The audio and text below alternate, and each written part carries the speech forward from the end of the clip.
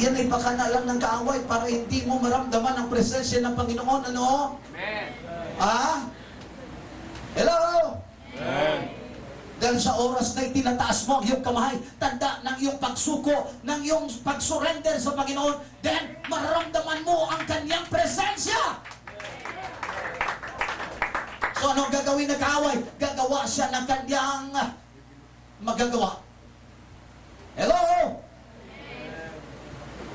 Alam po ba niyo na napakalakas ng hatak ng sanglibutan ngayon? Kaya may mga young people tayo Christian kapag linggo. Pero Lunes hanggang Biyernes, mga kapatid ko, amen ang doon sa sanglibutan. Hello? Amen. Ang sanglibutan ang siya umatak sa kanila. Oh, let's go.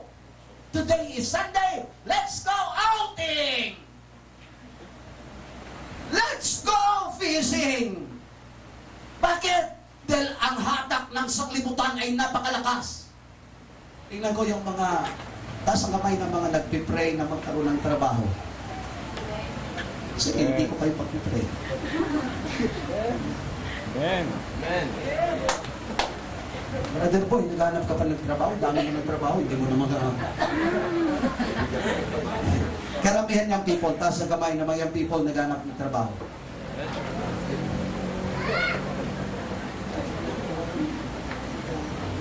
Asawa. Asawa daw, Pastor. Young people na naghanap ng trabaho. Marami, no? Marami na kung pinagpipray na Lord, bigyan mo ng trabaho, nagkaroon ng trabaho. Pero matapos nagkaroon ng trabaho, mga kapatid ko, nakalimutan na, mga kapatid ko, ng Panginoon ang nagbigay ng trabaho sa kanila.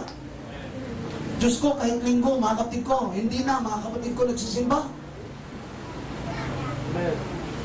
Pero na nagpipray, Lord, bigyan mo lang ng trabaho, talagang magiging tapat ako sa iyo at magbibigay ako sa gawain mo. Naku, nung nagkaroon ng trabaho, sabi ng mga magulang, sana makatapos ang aking anak sa kanyang kolehiyo, makakahanap ng trabaho. At kapag nakahanap ng trabaho, Lord, alam mo talaga, Lord, magbibigay ako sa iyo. Ako, mga kapatid, ang pangako po, mga kapatid ko, ay naipako. Amen. Pero ang Panginoon, kapag sinasabi mo, Lord, gusto mo ng trabaho, bibigyan ka niya ng trabaho. Ipo-promote ka pa niya. Pero kailan magtiis ka, kagaya ni Brother Julius. Saan ka, Brother Julius? Sister Vilma, ha? Nung siya'y pumunta rito sa Manila, ilang taon po yun, mga kapatid ko, na walang trabaho. Gusto na niyang sumuko. Gusto niyang balik probinsya.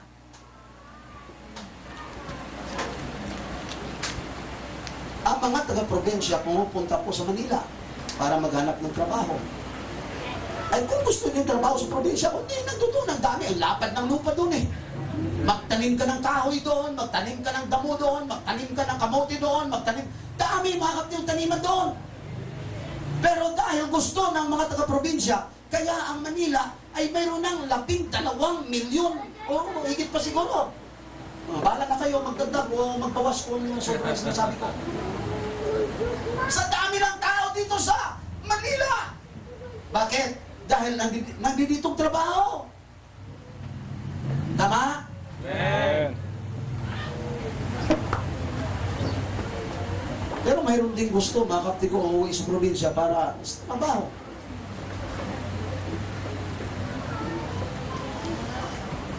Alam mo ba din yung paglilingkod ko basta't ginagawa natin para sa Panginoon. Hello? Amen. Aba, ang gawain ng Panginoon, mga kapatid ko, ay nangangailangan ng maraming manggagawa. Amen. Maraming manggagawa. Minsan yung word na busy, B-U-S-Y, hindi ba ninyo alam na mayroong kahulugan yan? Bound under Satan's yoke.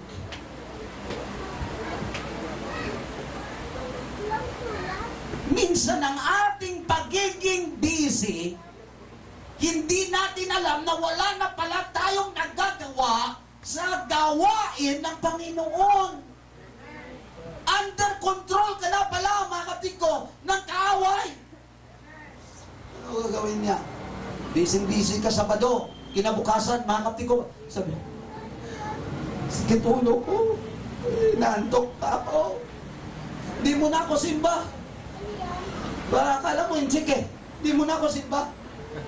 Kitulog ko. Bakit? Ginagawa ng kaaway yun eh. Ginagawa ka ng busy para kinabukasan hindi ka na makadalo ng gawain. Pero, alam ba niyo, nagtagumpay na tayo ngayong umaga?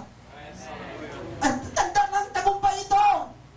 Mukha mo lang parang hindi nagtagumpay. Pero ang totoo lang, amen, ang atin pong buhay ay nagtagumpay na nung ikaw ay nakapasok at kahit nasa labas ka, nagtagumpay ka na, kaibigan.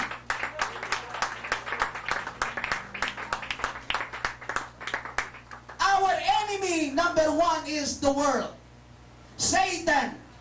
And because of Satan, tinagapos niya tayo. Pero nais kong ipabatid sa inyo, tayo ay malaya ng mamamayan.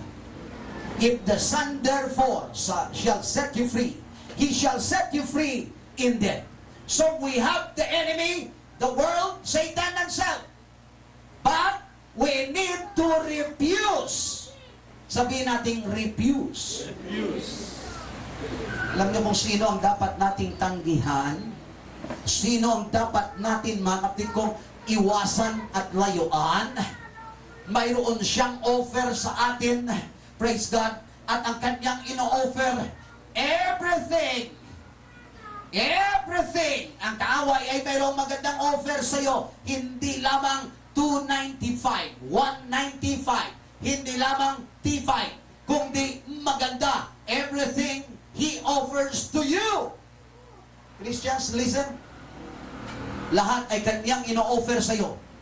Pero ang kanyang ino-offer sa iyo ay para hindi ka mapalapit sa Diyos, kundi para ikaw ay mapalayo sa Diyos na siyang nagbibigay sa iyo ng tagumpay at ng pagpapala. He offers everything to drag you to commit sin. Sige. Alam po ba niyo, pain niya yan sa iyo para lalo tayo, mga kapatid ko, mapalayo sa nais ng Diyos, sa kalooban ng Diyos, upang tayo ay magkasala. But we need to refuse, hallelujah, the offer of Satan, the offer of the enemy. Tanggihan natin, talikuran natin, tanggapin natin ang offer ng Diyos upang ikaw ay magtatagumpay. James chapter 4 and verse 7. Submit yourselves, therefore, to God. Resist the devil, and he will flee from you. Another R is resist. I command you, Satan, in the name of the Lord, to drop your weapons and flee. For God has given me.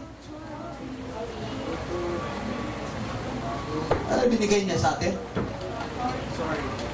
Ha? For God has given me authority to walk all over thee. I command you, Satan, in the name of the Lord. Sabay, ready, sing. I command you, Satan, in the name of the Lord. Huwag mong tingnan yung katabi mo na umaawit ka. Pwede ba huwag mong tingnan katabi mo? I command you, Satan. Parang ang katabi mo yung Satanas, hindi. Already say, I command you, Satan, in the name of the Lord. Drop your weapons and flee. Ay, kasandali. Mayroon ako naririnig. To drop your weapon and play. makipaglaro kay Satanas. Oy! Ayaw, ayaw, ayaw! Ready, sing! I command you, Satan, in the name of the Lord. Drop your weapons and flee. Op! Sandali! Hindi play! Flee! Tatakas siya! Alam po ba niyo? Matuto tayo na i-resist ang devil.